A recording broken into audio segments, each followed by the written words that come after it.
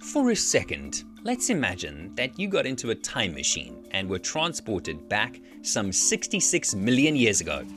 That's when some of the mightiest creatures that ever walked this earth went extinct, all at once.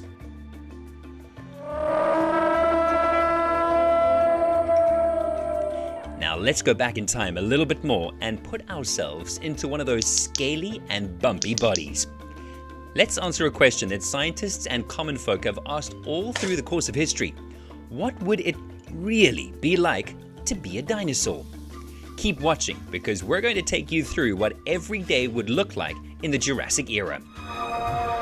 What would you do all day? Despite what so many movies tell you, dinosaur life wasn't all that happening. You would walk around slowly in large plains and dense rainforests, eat and relieve yourself all day, every day. If you weren't doing one of these incredibly exciting activities, you'd be talking to your fellow dinosaurs. This communication could be through different ways: hoots, cracking sounds, dancing, and even showing love calls like a modern-day peacock. As a herbivore, you'd generally spend most of your time looking for food and your favorite type of treat to eat. The rest of your busy day will be spent avoiding and fending off aggressive predators. And of course, this is when you weren't mating or tending eggs. On the other hand, if you went back in time to be a predator, because let's get real, we know you want to be a T-Rex. So you'd spend the majority of your time hunting other dinosaurs and or animals that lived during the Mesozoic period.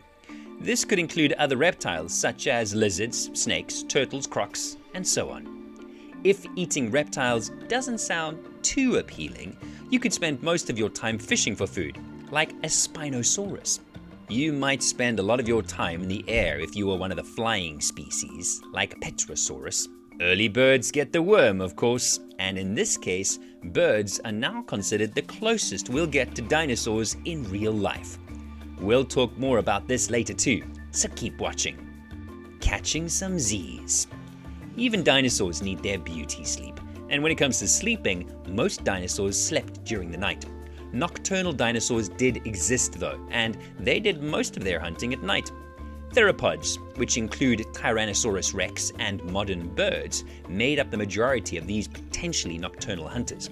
The eyes of current birds and reptiles with varying daily activity patterns were studied and compared to similar parts in dinosaur remains. However, just 12 theropod species fossils have so far included eye features that can tell paleontologists about night vision.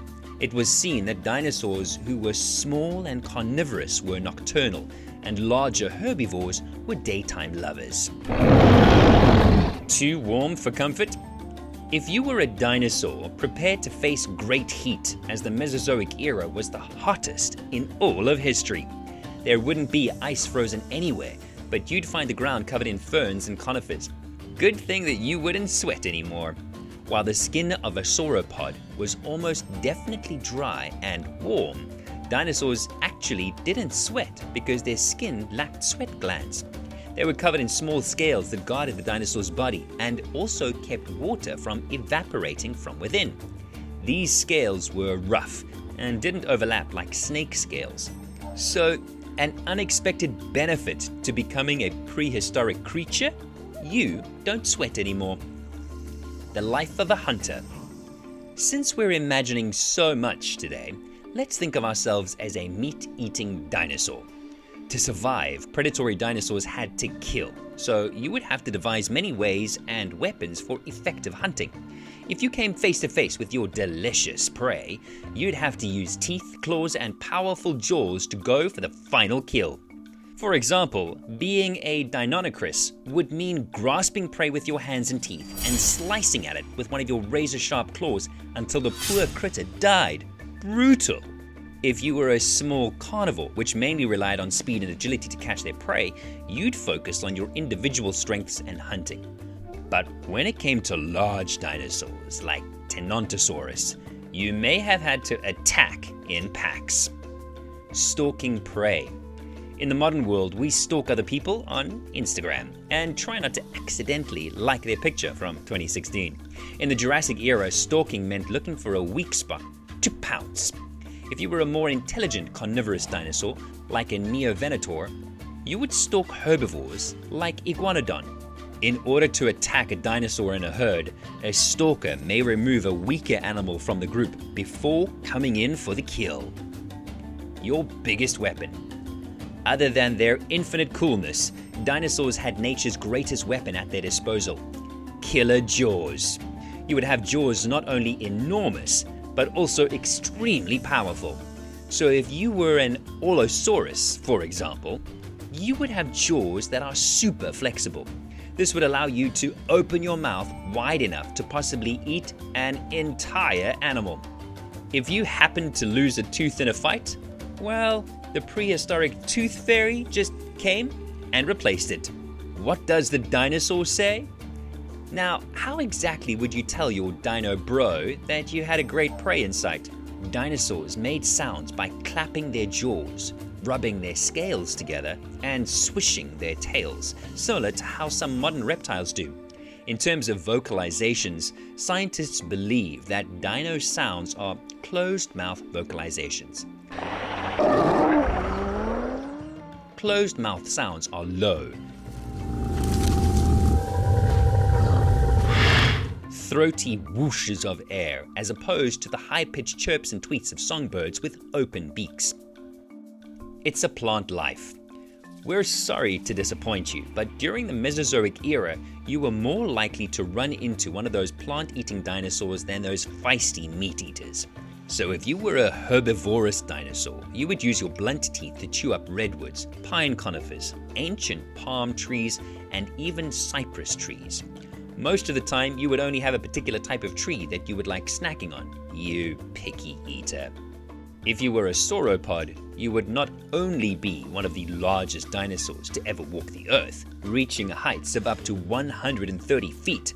Most of this height would be your long neck, which would help in getting vegetation at the top of the tree and even knocking down those pesky predators. What would you look like? One of the most important aspects of being a dinosaur is figuring out what you would look like. Keep watching, because the answer may just shock you. It goes without saying that there were dinosaurs of every shape and size possible. Some types of dinosaurs were covered in tough armor and spikes, like some sauropod dinosaurs, like the Ankylosaurus. Others had various forms of horns and crests to show off. Many of these creatures lived in groups and had big brains, with keen and sharp senses to top it off. Based on recent research, it's found that most, if not all, dinosaurs were covered in some type of feather. This can further be supported by the closest relative of the dinosaur we have today, birds. Considering how many different colors and types of feathers birds have in today's world, it's not far-fetched to imagine the same for the mighty prehistoric creatures.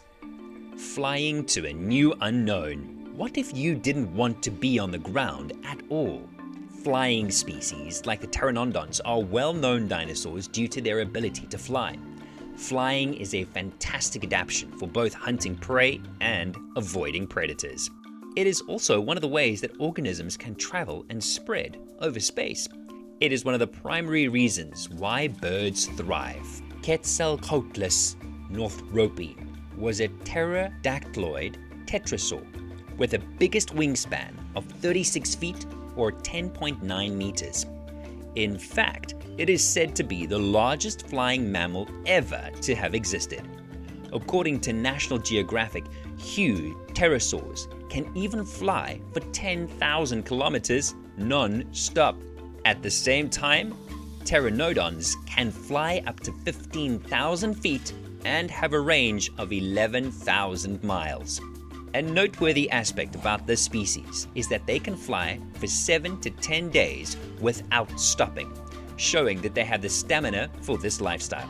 This skill allows them to move around and seek for prey efficiently. Living in the sea. Have you ever wondered whether dinosaurs ruled the seas too? Well, stick around, because we'll take you through what it meant being in the ancient sea. Contrary to popular belief, the vast majority of the enormous swimming beasts known to us were sea reptiles rather than dinosaurs. These enormous monsters were in the sea at the same period as dinosaurs roamed the earth. Spinosaurus was the only dinosaur that liked to swim. This was the largest meat-eating dinosaur known to science. Scientists believe it might survive on both land and water, similar to crocodiles. However, it could swim, it had webbed feet, and hunt in the water. It most likely ate sharks and huge fish. Ceratosaurus, another dinosaur, could most likely swim and catch aquatic prey like fish and crocodiles. That's a wrap for this video. Which aspect of dinosaur life would you like to live the most? And what would you do first if you were one of these majestic prehistoric creatures? Let us know in the comments below. Make sure to give this video a thumbs up and subscribe to our channel for more videos like this. See you in the next one. Thanks.